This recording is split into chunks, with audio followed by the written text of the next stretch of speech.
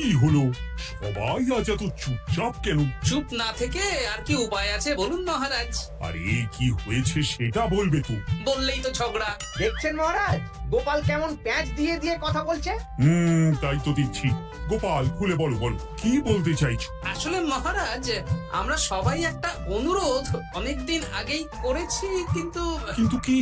কিন্তু মন্ত্রী মশাইয়ের বিরোধের কথা শুনে আপনি আমাদের অনুরোধ রাখেননি। কোথায় ঘি, পান্তা ভাতে ঘি। হ্যাঁ, আমাকে জড়িয়ে দিল। আর কি হয়েছে বলো, অত ভনিতা করো না। আমাদের বেতন বাড়াতে হবে মহারাজ। বাজারে জিনিসপত্রের যা আগুন দাম হয়েছে, তাই এই বেতনে আমাদের পোষাচ্ছে না। বুঝতে পারছি, কিন্তু সবাইকে এখন বেতন বাড়ালে মহারাজের রাজকোষে টান পড়বে, তাই না মহারাজ? হ্যাঁ, তা তো বটেই। আমার মতন একজন সৎ নিষ্ঠাবান উপদেষ্টাদায়ক মন্ত্রী থাকতে আমি এসব হতে দিতে পারবো না। মহারাজ, বিগত 3 বছর ধরে একই বেতনে কাজ করছি। নুন আনতে তো পান্তা ফুরিয়ে যাচ্ছে মহারাজ। বাড়িতে গিন্নিকে কোনো হাত খরচ দিতে পারি না বলে কত কথা শুনতে হয় জানেন মহারাজ। রাজসভায় ভাষণ না দিয়ে বাড়িতে গিন্নিকে শাসন করো। আমি আজকাল আমার গিন্নিকে যা শাসন করি না, আমার ওপরে ও টু শব্দটাও করতে পারে না। তাহলে কি দাঁড়ালো? তোমাদের বেতন এখন বাড়ানো হচ্ছে না।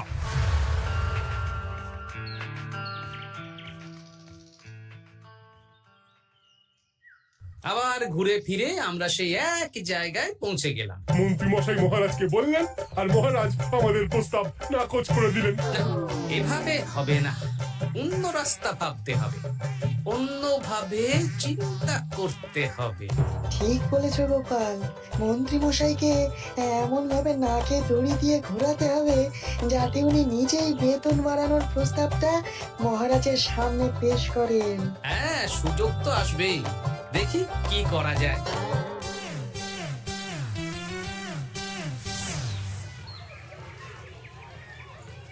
সারাদিন তোদের খেলাধুলো চলছে। আরে, পড়াশোনা ভুলে গেছিস নাকি? হ্যাঁ, বেশি পড়াশোনা করে কি হবে দাদু? বুদ্ধিমান হবি, পরে ভালো চাকরি করবি, ব্যবসা করবি, আনন্দে খুশিতে দিন কাটাবি। এখন তো আমরা আনন্দেই আছি দাদু। চুপ! শোন, আমরা একটা কাজ করে দিতে পারবি? কি কাজ বলো দাদু? তোরা ফাঁকতালে মন্ত্রী মশাইয়ের উপরে নজর রাখ। উনি ওনার গিন্নির উপর কিভাবে শাসন করেন সেটা এসে আমাকে জানাবে। আচ্ছা দাদু।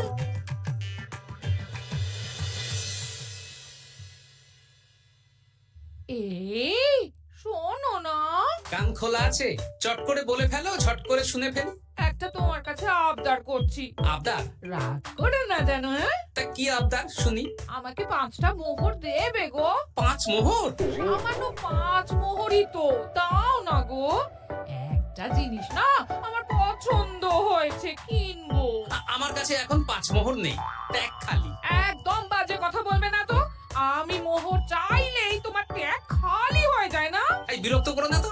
তুমি জানো 5 মোহর রোজগার করার জন্য আমাকে কত খাটতে হয়, কত পরিশ্রম করতে হয়। কি পরিশ্রম করো শুনি? রোদ ঝড় জল পেরিয়ে রাজসভায় চাকরি করতে যাই গিন্নি। সে তো যেতেই হবে। তাহলে তুমি বলো, আমাকে কত পরিশ্রম করতে হয়, কত মাথা খাটাতে হয়। মাথা ঘামাতে ঘামাতে আমার মাথার সব চুল যে উঠে গেল। এ উঠে যাক, তুমি আমাকে এত কথা না বলে 5টা মোহর দেবে কিনা বলো সেটা। তুমি কি এমন পরিশ্রম করো যে তোমাকে 5 মোহর দেব? বেশ, দিতে হবে না। এবার আমার পরিশ্রমের মূল্য আমি বুঝে নেব।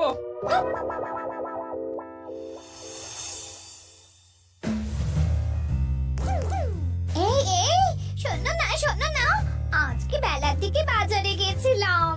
আমার না একটু জামদানি শাড়ি খুব খুব পছন্দ হয়েছে। আমাকে ওটা কিনে দাও না গো। মাসের শেষে আমার আমদানি তো আর বাড়েনি যে তোমাকে জামদানি কিনে দেব। যেগুলো আছে সেগুলো পরো। এরকম করে বলছো কেন? আর কিরকম করে বলবো, সব সময় তোমার বায়না আমার সয় না। ফের যদি বায়না করতে দেখেছি তো তোমাকে বাপের বাড়ি দিয়ে আসবো। এই, তুমি আমাকে কি কথা বললে? তুমি আমার সাথে এরকম ব্যবহার করছো? হ্যাঁ, করছি, করতে বাধ্য হচ্ছি। অর্থ তো আর গাছে ফলে না, অনেক কষ্ট করে রোজগার করতে হয়।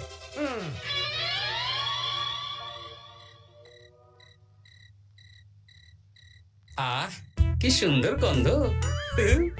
গন্ধেই প্রাণটা ভরে গেল গিন্নি। আজকে রাতে কষা মাংস আর রুটি, প্রাণ পেট সব ভরবে। হ্যাঁ, খাবার আগে পরিশ্রমের মূল্য দিতে হবে, না হলে আমার বানানো খাবার স্পর্শ করবে না। পরিশ্রমের মূল্য সেটা আবার কি গিন্নি? এই 2 মোহর দিতে হবে। মানে এই যে হাত পুড়িয়ে রান্না করলাম সেটার মূল্য। আগুনের সামনে বসে বসে রুটি মাংস বানাতে বুঝি কষ্ট হয় না? কিছুই তো বুঝতে পারছি না।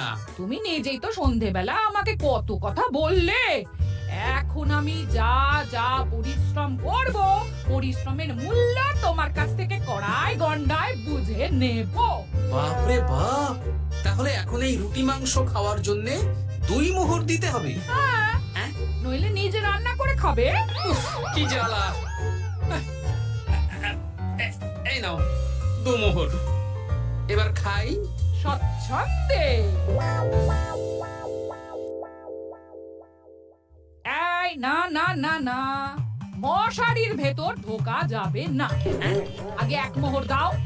আমি মশারি টানিয়েছি, বিছানা গুছিয়েছি, পরিশ্রমের মূল্য দাও। কি মুশকিল রে বাবা। মুশকিল কোথায়? যা ন্যায্য তাই চেয়েছি। বাড়তি কথা না বলে 1 মোহর দাও, না হলে খাটের নিচে শুয়ে পড়ো। উফ, এই নাও ধরো। খুশি? খুব খুশি, খুব।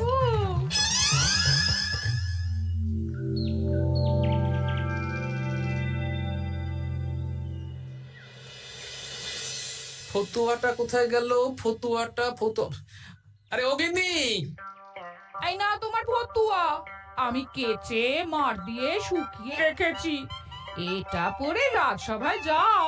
ও, এইতে চাই। আমারও চাই। তোমার আবার কি চাই? 2 মোহর, পরিশ্রমের মূল্য। দাও, না হলে খালি গায়ে রাজসভায় যাও। হ্যাঁ, উফ, কি জ্বালা। জ্বালা কিসে? আমি তো আমার পরিশ্রমের মূল্য চাইছি। হ্যাঁ, এই নাও ধরো। এরকম খুচখাচ নাচে একবারে বলো তো কত মোহর লাগবে? তুমি তো আমার কাছের লোক, তাই প্রত্যেকদিন 3 মোহর করে দিও। হ্যাঁ প্রত্যেক দিন? হ্যাঁ, প্রত্যেক দিন। আমার হাত খরচ গো। উফ, কি জ্বালা। ওই দেখ, দাদু কিরকম শুকনো আমসত্ত্বের মতো মুখ করে আসছে। কি হলো দাদু?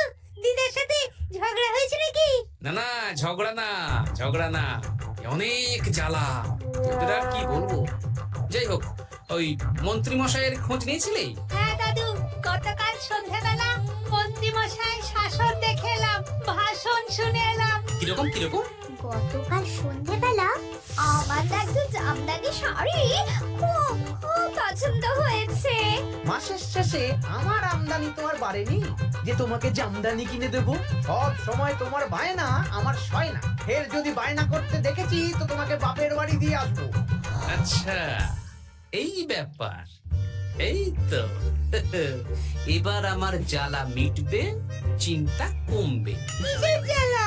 কিসের চিন্তা দাদু? সেসব জেনে কাজ নেই তোদের ভোলার দোকানের মিষ্টি খাইয়ে দেবো। হ্যাঁ, এখন রাজসভায় যাব, তারপর দুপুর বেলা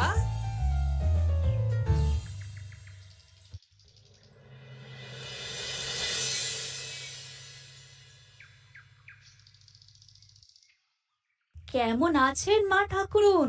কেমন শব্দ থেকে মা বাদ দিয়ে জিজ্ঞেস করো। মো বাদ দেবো মানে? জিজ্ঞেস করো কেন আছি। কি হয়েছে আপনার? তোমাদের মন্ত্রী মশাই আজকাল কেমন খেটখেটে হয়ে গেছেন। কিছু আবদার করলেই চিৎকার চেঁচামেচি করেন, আর একটাই ভয় দেখান, বাপের বাড়ি দিয়ে আসবো। আজকেই সমস্যার সমাধান হবে। সামনের মনোহারি দোকান থেকে একটা কাগজ কলম নিতে হবে, তারপর আসল কাজটা করতে হবে। তোমার সাথে কথা বলতে গিয়ে কত দেরি হয়ে গেল। ধুর, এখনো রান্না হয়নি। এই কে রে? আমি বৃক্ষ বাবা, কাগজটা খুলে পড়ো। বাবা, আমি জানি তোর খুব কষ্ট। তোর স্বামী তোকে দিন রাত উঠতে বসতে শাসন করে।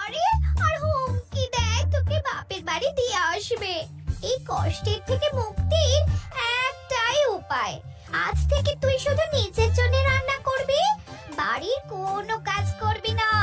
আর তোর কর্তাকে বলবি বাড়ির কাজ করাতে হলে প্রত্যেকদিন 10 মোহর করে হাত খরচ দিতে হবে। পরিশ্রমের মূল্য 10 মোহর। এর মধ্যে 7 মোহর তুই নিজের কাছে রাখবি, আর এই সৎ উপদেশ দেওয়ার জন্য 3 মোহর রোজ সন্ধ্যাবেলা এই বট গাছের নিচে আমার প্রণামী হিসেবে রেখে যাবি। ইতি তোর শুভাকাঙ্ক্ষী বৃক্ষ বাবা। বাহ, বেশ ভালো বুদ্ধি তো। তা আপনি একবার দেখা দিন না বৃক্ষ বাবা। বাবা, বট গাছের গোড়া, কি অলৌকিক কাণ্ড। জয় বাবা, জয় বাবা।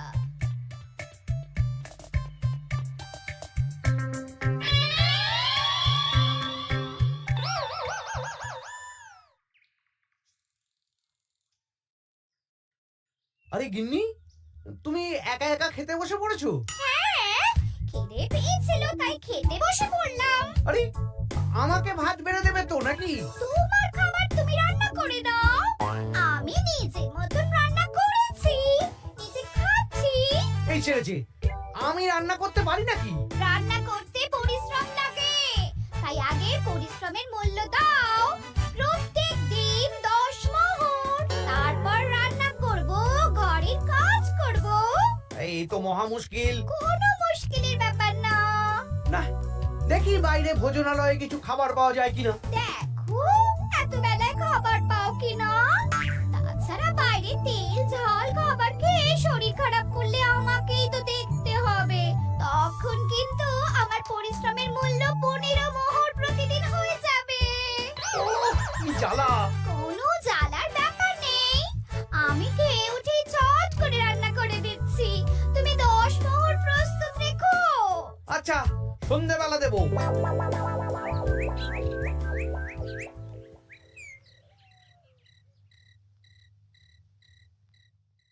এই নাও সন্ধেবেলার তেলে ভাজা মুড়ি। এই নাও আজকের হাত খরচ 10 মোহর।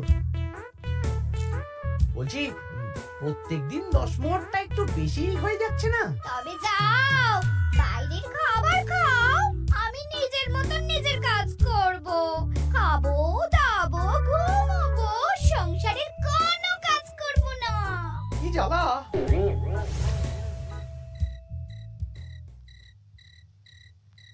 ধন্যবাদ বৃক্ষ বাবা, আপনার দেওয়া বুদ্ধিতে কাজ হয়েছে। এই যে আপনার প্রণামী 3 মোহর আমি এই বটতলায় রেখে গেলাম। জয় বৃক্ষ বাবা, জয়।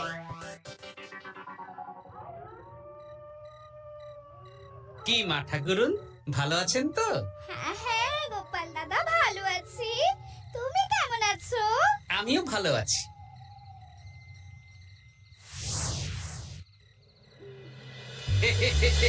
এই তো ওষুধে তার মানে কাজ হয়েছে, 3 মোহর পেয়ে গেলাম। এই নাও গিন্নি, 3 মোহর তোমার আজকের পরিশ্রমের মূল্য। তুমি এত ভালো হয়ে গেলে কবে থেকে গো? আমার আবদার শুনছো যে? তুমি আমার 7টা না 5টা না, একটা মাত্র বউ, আবদার তো শুনতেই হবে। হ্যাঁ,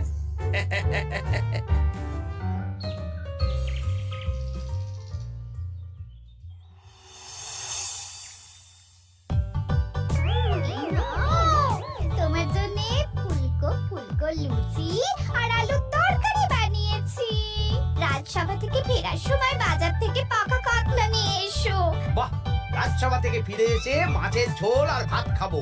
আর বলি, আজকে 10 মোহরটা কি এখন দেবে? ওরে বাবা, আজকেও দিতে হবে? সে তো দিতেই হবে। আমি তো কালকেই বললাম প্রত্যেক দিন 10 মোহর করে দিতে হবে। হ্যাঁ, দিচ্ছি দিচ্ছি।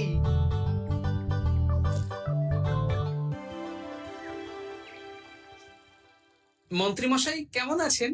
আপনার মুখটা কেমন শুকনো শুকনো লাগছে। শুকনো তো হবেই। প্রত্যেক দিন গিন্নিকে হাত খরচ বাবদ 10 মোহর করে দিচ্ছি। 500 মোহর বেতন পাই। এইভাবে চলতে থাকলে 300 মোহর তো গিন্নিকেই দিতে হবে। সে তো দিতেই হবে। মা ঠাকুরুন এত পরিশ্রম করেন, আমিও আমার গিন্নিকে রোজ 3 মোহর করে হাত খরচ দিই, কিন্তু আমার মনটা বেশ ফুরফুরেই আছে। বাবা, আমার কষ্ট দেখে তোমার আনন্দ হচ্ছে নাকি? না না, কি যে বলেন। একটু দেরি হয়ে গেল। যাই হোক, আলোচনা শুরু করা যাক। এর একটা বিহিত করতেই হবে।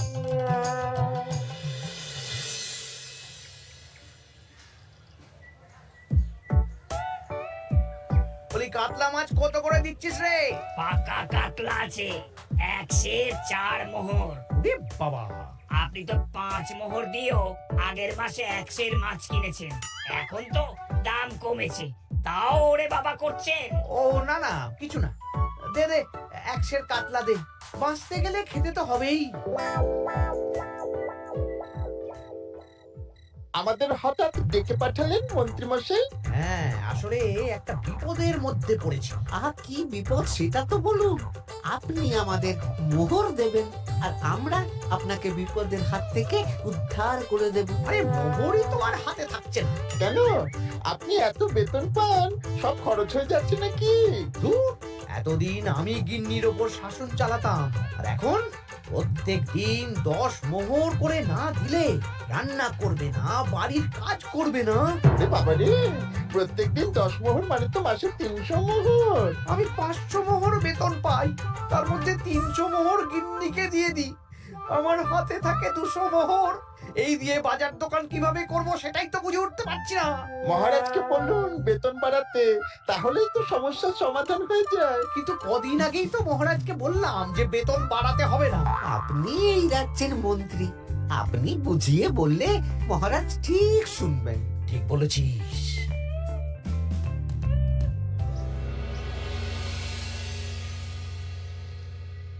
বুঝলে সবাই, আজ আমি মহারাজের কাছে আমাদের সবার বেতন বাড়ানোর প্রসঙ্গ তুলবো। কেন?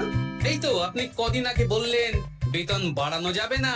আরে বাবা, বেতন না বাড়ালে এরপর আমাকে পথে বসতে হবে, বুঝতে পারছো না? বেশ, এতদিনে আপনার সুমতি হলো তাহলে। আর মহারাজ যদি রাজি না হন? তাহলে আমরা সবাই একসাথে আন্দোলন করব, মন্ত্রী মশাই আমাদের পাশে থাকলেই হবে। হ্যাঁ, থাকবো থাকবো।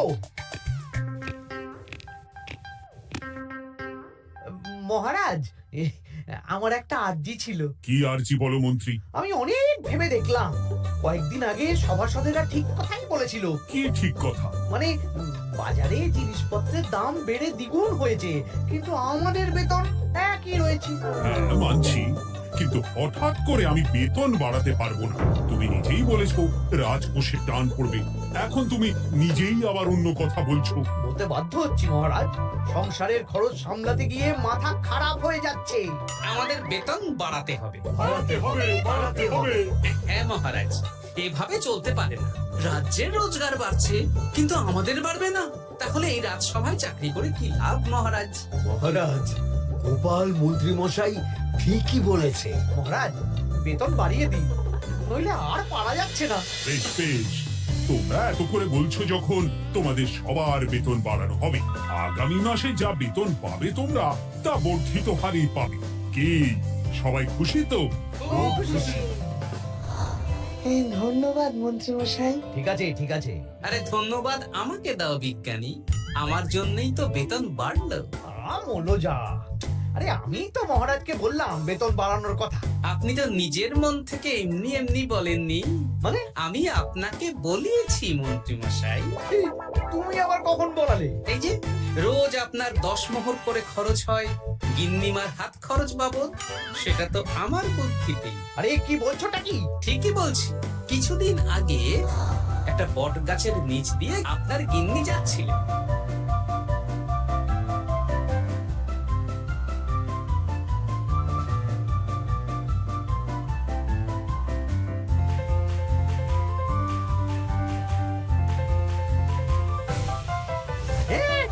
সব তোমার বুদ্ধিতে? হ্যাঁ, শুধু তাই নয়, গিন্নিমা রোজ রাতে বটতলায় 3 মোহর করে বৃক্ষ বাবার জন্য ওরফে আমার জন্য রেখে যাবে, আর আমি সেটা দিয়েই এতদিন আমার গিন্নিকে হাত খরচ দিচ্ছিলাম। হ্যাঁ নয়, হ্যাঁ, কিন্তু আর লাগবে না। এবার তো বেতন বেড়ে গেল, আর কোনো সমস্যা হবে না। গিন্নিমাকে ব্যাপারটা বুঝিয়ে বলে দেবেন, কেমন? মানে গোপাল আপনার কাছ থেকে সোজা আঙুলে ঘি বের করতে পারেনি, তাই আঙুল বাঁকা করেছে, আর আপনি অমনি ছেঁকা খেয়েছেন। ওরে বাবারে!